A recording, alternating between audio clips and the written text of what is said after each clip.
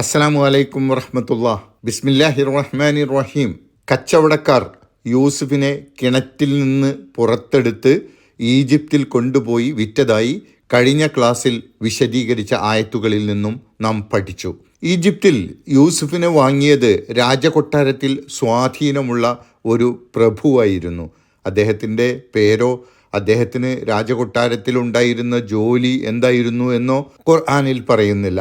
അസീസ് എന്ന് അദ്ദേഹത്തെ ഈ സൂറത്തിൽ വിളിക്കുന്നുണ്ട്. അതുകൊണ്ട് അയാൾ ആദരിക്കപ്പെടുന്ന സ്ഥാനമുള്ള ഒരു വ്യക്തിയാണെന്ന് മനസ്സിലാവുന്നു.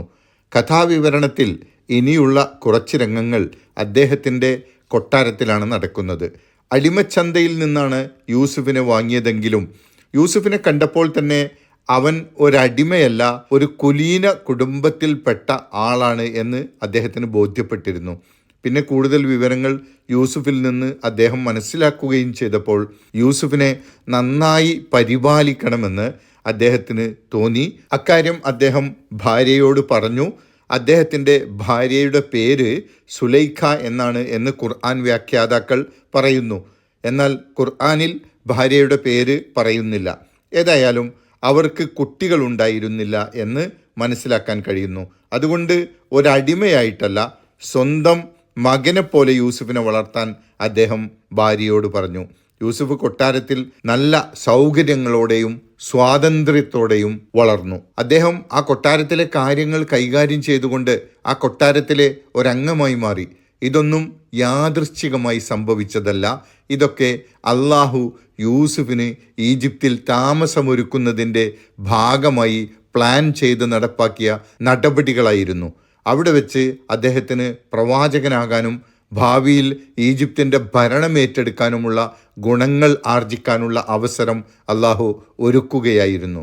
രാജാവിൻ്റെ അടുക്കൽ സ്വാധീനമുള്ള ഒരാളുടെ ഒരു വലിയ കൊട്ടാരത്തിൽ കാര്യങ്ങൾ കൈകാര്യം ചെയ്യുന്നവനായി മാറിയതും, അതുപോലെ അദ്ദേഹത്തിന് സംഭവങ്ങളുടെ വ്യാഖ്യാനങ്ങൾ മനസ്സിലാക്കാനുള്ള കഴിവ്, അതായത് സ്വപ്ന വ്യാഖ്യാനം പോലുള്ളവ മനസ്സിലാക്കാനുള്ള കഴിവ് അള്ളാഹു പഠിപ്പിച്ചു കൊടുക്കുകയും ചെയ്തു. ഇക്കാര്യങ്ങൾ പറയുന്ന 21-ാമത്തെ ആയത്താണ് ഇന്ന് പഠിക്കുന്നത്. അള്ളാഹു നിശ്ചയിച്ച കാര്യങ്ങളാണ് നടക്കുക, അതവൻ നടപ്പാക്കുക തന്നെ ചെയ്യും. വല്ലാഹു ഗാലിബുൻ അല അംരിഹി എന്ന ഈ സൂറത്തിൻ്റെ പ്രമേയം ഉൾക്കൊള്ളുന്ന വാചകം ഈ ആയത്തിലാണുള്ളത്. وقال الذي اشتراه من مصر لامرأته أكرمي مثواه عسى أن ينفعنا أو نتخذه ولدا وكذلك مكنا ليوسف في الأرض ولنعلمه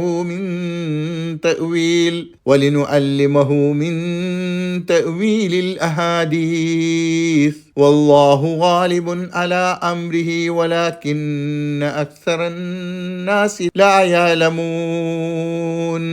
വഖാലല്ലദി ഇശ്തറാഹു മിൻ മിസ്ര, ഈജിപ്തിൽ അവനെ വില കൊടുത്ത് വാങ്ങിയ ആൾ പറഞ്ഞു. മിസ്ർ എന്നാൽ ഈജിപ്ത്. യൂസുഫ് നബിയെ വാങ്ങിയ ആൾ പറഞ്ഞു ലിംറാത്തിഹി, അദ്ദേഹത്തിന്റെ ഭാര്യയോട്, അക്രിമി മസ്വാഹു, ഇവന്റെ താമസം നീ ആദരണീയമാക്കുക. നമ്മുടെ കൂടെയുള്ള താമസം ഇവന് ആദരണീയമായ സ്ഥാനം നൽകിക്കൊണ്ട് നീ നിർവഹിക്കുക എന്ന് പറഞ്ഞാൽ ഇവനെ നന്നായി പരിപാലിക്കുക എന്നാണ്. അസാ അൻ യൻഫഅന, ഇവൻ നമുക്ക് ഉപകാരപ്പെട്ടേക്കാം, നമ്മുടെ കാര്യങ്ങളൊക്കെ കൊണ്ടു നടക്കാൻ പറ്റിയ രൂപത്തിൽ നമുക്ക് ഉപകാരപ്പെട്ടേക്കാം. ഔ നത്തഹിദഹു വലദ, അല്ലെങ്കിൽ ഇവനെ നമുക്ക് ഒരു മകനായി സ്വീകരിക്കാം. ഭർത്താവ് പറഞ്ഞതുപോലെയൊക്കെ ഭാര്യ അവനെ പരിചരിച്ച് പരിപാലിച്ചു. എന്നിട്ട് അള്ളാഹു പറയുകയാണ്, ഇതൊന്നും യാദൃശ്ചികമായി സംഭവിച്ചതല്ല, അള്ളാഹു നിശ്ചയിച്ച് നടപ്പാക്കിയതാണ്. വക്കദാലിക മക്കന്നാലി യൂസുഫ ഫിൽ അർളി, അപ്രകാരമാണ് നാം യൂസുഫിന് ആ നാട്ടിൽ താമസമൊരുക്കിയത്. ഫിൽ അർളി എന്നാൽ ഭൂമിയിൽ എന്നാണ്. ആ നാട്ടിൽ, ഈജിപ്തിൽ എന്നാണ് ഇവിടെ ഉദ്ദേശിക്കുന്നത്. ഇസ്രായേൽ സന്തതികളുടെ പലസ്തീനിൽ നിന്നും ഈജിപ്തിലേക്കുള്ള കുടിയേറ്റത്തിന് തുടക്കം കുറിച്ചതാണ് ഇവിടെ യൂസുഫിന് ഈജിപ്തിൽ വാസമൊരുക്കി എന്ന് പറയുന്നത് സൂചിപ്പിക്കുന്നത്. വലിനു അല്ലിമഹു മിൻ തഅ്വീലിൽ അഹാദീസ്, സംഭവങ്ങളുടെ വ്യാഖ്യാനം അദ്ദേഹത്തെ പഠിപ്പിക്കാനും നാം അവസരമൊരുക്കി. സ്വപ്ന വ്യാഖ്യാനം എന്നതു മാത്രമല്ല തഅ്വീലുൽ അഹാദീസ് കൊണ്ട് ഉദ്ദേശിക്കുന്നത്.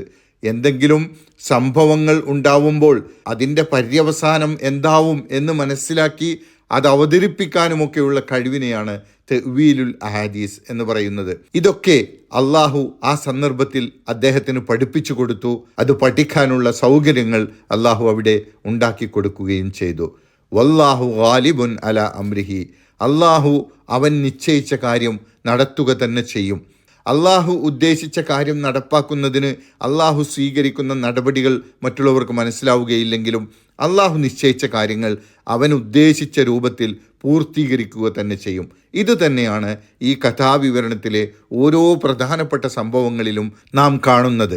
സഹോദരങ്ങളുടെ കുതന്ത്രങ്ങളെ മറികടന്നുകൊണ്ട് പൊട്ടക്കിണറ്റിൽ നിന്നും പ്രഭുവിൻ്റെ കൊട്ടാരത്തിലേക്ക് യൂസുഫ് എത്തിയത് അതിനുദാഹരണമാണ്. പക്ഷേ അതൊന്നും അധികം ആളുകൾക്കും മനസ്സിലാവുകയില്ല. വലാക്കിന്ന അക്സറന്നാസി ലാ യഅലമൂൻ, എന്നാൽ അധികം ആളുകളും ഇതൊന്നും അറിയുന്നവരല്ല. അള്ളാഹുവിൻ്റെ ഉദ്ദേശ്യങ്ങളും നടപടിക്രമങ്ങളും അധികം ആളുകൾക്കും മനസ്സിലാവുകയില്ല എന്നർത്ഥം. അതുകൊണ്ട് പ്രതിസന്ധികൾ വരുമ്പോൾ യൂസുഫിനെ പോലെ ക്ഷമിക്കുകയും അള്ളാഹുവിൻ്റെ നടപടിയിൽ പ്രതീക്ഷ വെച്ച് പുലർത്തുകയും ചെയ്യുകയാണ് വേണ്ടത് എന്നാണ് സൂചിപ്പിക്കുന്നത്. അള്ളാഹു സുബ്ഹാനഹു വ തആല നമ്മെ അനുഗ്രഹിക്കുമാറാകട്ടെ. അസ്സലാമു അലൈക്കും വറഹ്മത്തുള്ളാഹി വബറകാതുഹു.